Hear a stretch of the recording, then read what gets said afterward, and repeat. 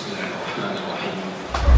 إن الذين هم من خشية ربهم مشفقون. الحمد لله رب العالمين الرحمن الرحيم. يومئذ تحدث أخبارها. وقال الذي آمن يا قوم اتبعون أهدكم سبيل الرشاد.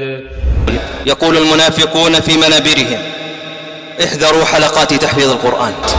نقول كما يقول علماؤنا الكبار: احذروا الحفلات الماجنة. السلام عليكم ورحمة الله وبركاته. الحمد لله رب العالمين، وبه نستعين على أمور الدنيا والدين، وصلى اللهم وسلم وبارك على محمد وآله وصحبه وسلم أجمعين. أصحابta qaaliga soo dhawaada, baarak allahu fiikum wajazakum allahu khayra. Fiidiyowgan insha allahu tacaala waxaynu ku soo qaadan doonaa imaam ka mid ah imaamiyada masjidullahi alxaraam oo ku jira jeelasha sacuudiga, waa sheekh saalax al taalib. waxaynu soo qaadan doonaa taariikhdiisa, sababaha uu u xidhan yahay iyo inta sano ee lagu xukumay. soo dhawaada, baarak allahu fiikum.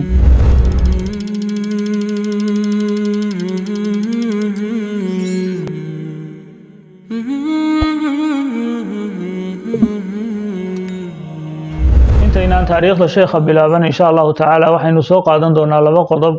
qodobka koowaad waa su-aal inagaga soo noqotay xalqadii hore ee aynu kaga warramaynay sheekh cabdalla madruud. walaalaheen ayaa waxayna soo weydiiyeen, sheekhu ma nool yahay mise waa uu dhintay? sheekhu waa uu nool yahay, allah subxaanahu wa tacaala cimriga ha u dheereeyo. waxa uu ka mid yahay culimada aan miidiyaha ku badnayn oo aan aadna u soo gelin. markaa sheekhu waa uu nool yahay, allah subxaanahu wa tacaala cimriga ha u dheereeyo. qodobka labaad aynu ka hadlaynaa waa walaalaheen reer Gaza oo aynu halkan uga ducaynayno, oo xaaladoodu ay aad u adag tahay. markaasi waxay cunaan aan haysan, waxaana isku raacay markaasi gaajo iyo colaad iyo dagaal ayaa isku raacay. xaaladoodu aad ayay u adag tahay. dadka muslimiinta ahina maanta way daawanayaan. dowladihii caalamka ee islaamka ee ugu dhadhowaana waa ay eegayaan. hal koob oo biyo-ana uma gelin karaan. waxayna tusinaysaa dacfiga iyo dulliga maanta ummadda haysta. waana runtii shay aad looga murugoodo in dad muslimiin ah meel lagu oodo oo gaajo lagu dilo, muslimiinta kale oo dhanna ay markaasi daawanayaan oo aanay waxba ka qaban karin. runtii waa arrin aad u culus, aadna ay tahay in looga murugoodo. allah subxaanahu wa tacaala ha u gargaaro. rasuulka calayhi salaatu wasalaam ayaa xadiis waxa uu ku yidhi uu macnihiisu yahay, mu'miniinta waxay ka dhigan tahay markaasi jacaylkooda iyo isu naxariisadka ay isku naxariisanayaan, waxa ay ka dhigan tahay iyo siday isu jecel yihiin waxay ka dhigan tahay sida hal jidh oo kale. haddii jidhkaasi ay meelo xanuunto, inta kale oo dhan ee jidhka ayaa maalintaasi la xanuunsanaysa oo la soo jeedaya. markaas haddii ay fartaasi ku xanuunto, ama ay ishu ku xanuunto, ama ay dhegtaasi ku xanuunto, ma seexanaysid. jidhkaaga inta kale oo dhani markaa wuu la soo jeedaya, waanu la xanuunsanayaa. markaas mu'miniintuna waa sidaasi oo kale. haddii mu'min kale ay dhibaata haysato, qofka mu'minkee kale waa uu ka murugoonayaa, waanu ka xanuunsanayaa. markaa dhibaatada walaalaheen haysata, allah subxaanahu wa tacaala nasrigiisa ha u soo dedejiyo. allah subxaanahu wa tacaala ha u hiiliyo. mar walba waa inaynu u ducayno, la murugoonno, xaaladoodana aynu mar walba la soconno. sheekh saalax al taalib magaciisa oo dhammaystiran waxaa la yidhaahdaa saalax binu maxamed binu ibraahim binu maxamed binu naasir al taalib. waxa uu ka soo jeedaa qabiilada Tayyi oo ku abtirsata ama tafiirtoodu ay gasho caa'ilada ama qoyska la yidhaahdo xawdata bani tamiim. qoyskaasi oo markaasi ku caanbaxay oo lagu yaqaano xifdiga qur-aanka kariimka, cilmiga iyo garsoorka. waxaanay ka mid ahaayeen markaasi dadkii garab istaagay ee naf iyo maal iyo xoolaba la garab istaagay boqorkii lo odhan jiray cabdilcasiis. haddaba sheekhu waxa uu ku dhashay magaalada riyaad 1947 1393 hijriga. waxa uu xifdiga qur-aanka bilaabay isagoo ay da'diisu yar tahay, waxaanu xifdiga qur-aanka dhameeyey isagoo ay da'diisu yar tahay. waxa uu markaasi imaam ka noqday masjid ka mida masaajidda magaalada riyaad ku yaala isagoo ay da'diisu tahay 17 sannadood. waxa uu ijaasada qur-aanka ka qaatay culimo dhowr ah oo ay ka mid yihiin sheekha la yidhaah sheekh maxamuud cumar sakar iyo sheekh saabir xasan abu sulaymaan iyo sheekh cabdilxaliim saabir cabdirasaaq. culimadaasi waxa uu ka qaatay ijaasada qur-aanka kariimka ah.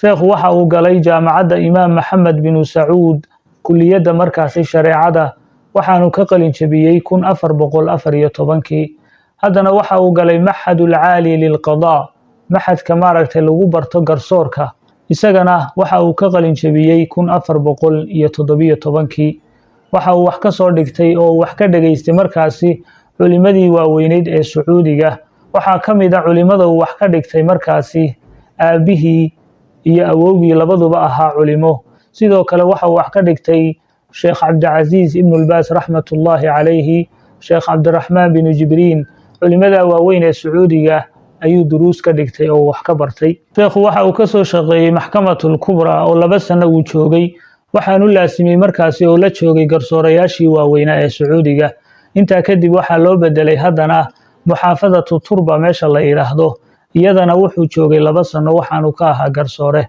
haddana waxa loo bedelay muxaafadatu raabiqa iyadana 2 sano iyo badh ayuu garsoore ka ahaa sheekhu waxa uu leeyahay dadaal dacwadeed waxa uu markaasi sameeyay madaaris oo uu tayeeyay oo uu ku dadaalay sidoo kale waxa uu leeyahay jamciyaad khayriya markaasi jamciyaad xifdiga quraanka kariimka ah iyo jamciyaad khayriya oo fara badan ayuu markaasi sheekhu madax u ahaa waxa markaasi sheekha u soo baxday oo ay markaasi boqortooyada Sacuudigu u ogolaatay isaga iyo 3 garsoore oo kale inay u baxaan wadanka Ingiriiska oo ay ku soo bartaan qawaaniinta dawladaha oo ay ku soo diyaariyaan shahaadatu doctora ay ku qaataan markaasi isagoo arrinkaasi u soo baxay oo safarkaasi u diyaar garoobaya ayaa haddana waxa boqortooyada ka soo baxay amar kale oo markaasi lagu doortay inuu noqdo imaamka iyo khadiibka masjidullaahi al-xaraam 1423 safarka waxbarasho halkaasi ayuu kaga nagaaday waxaanu markaasi noqday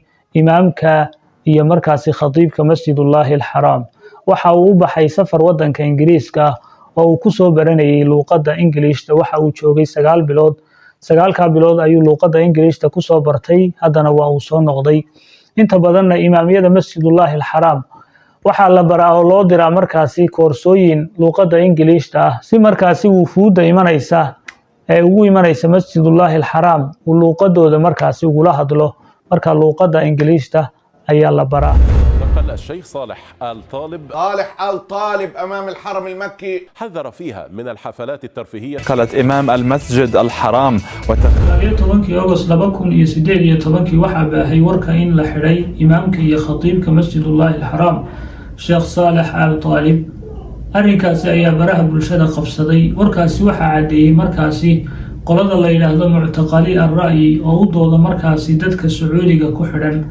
ayaa waxay bogooda Twitterka ku soo qoreen in la xiray imaamka iyo khatiibka masjidullaahi al-xaraam Sheekh Saleh Al Talib taasi oo sababta loo xirayna ay tahay khudbad uu jeediyay oo uu kaga hadlayay markaasi al-munkaraatu wa wujubu inkaariha ala faa'iliha xumaanta iyo markaasi in la inkiro oo laga soo horjeesto احذروا الحفلات الماجنة والدعوات المشبوهة وإن زعموا أنها ترفيه ليس لهم عندهم بدائل غير المجون والغناء والرقص والاختلاط waxa uu khudbadaasi kaga warramay waxa la yiraahdo hay'atu tarfiih hay'adda madadaalada taasi oo uu sheekhu ku sheegay in aan dawaabid sharciya loo eegin sidoo kale ay maaragtay afkaar reer galbeed ay ka dambeeyaan oo xumaan ay markaasi faafinayso dadkuna aanay ka qayb gelin xafladaha iyo riwaayadaha iyo waxa ay qabanayso